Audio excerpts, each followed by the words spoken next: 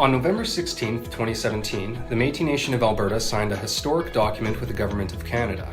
This document is called a Framework Agreement. The Framework Agreement outlines how the two parties, Canada and the MNA, will meet as equals, one government to another, each representing a nation. Through this process, we will discuss key issues to advance reconciliation and the well-being of MNA citizens while respecting the rights of all Canadians.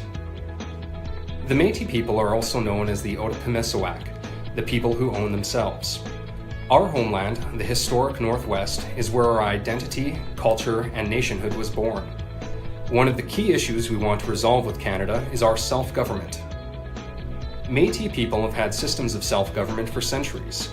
As early as the 1820s, we have records of the laws of the Métis buffalo hunt. The hunt involved large numbers of men, women, and children who set out, twice a year, to secure food and other provisions. These large groups organized themselves, defined laws and structures to act in the best interest of their people. These laws outlined the expectations on each person, including leaders, and provided guidance for when leadership is transferred. They created a system of rules by which we governed ourselves. Within Canada's Constitution, Section 35 recognizes and affirms the rights of all Aboriginal peoples. These rights protect the activities, practices, and traditions integral to the distinctive culture of the Métis Nation. These rights include self-government.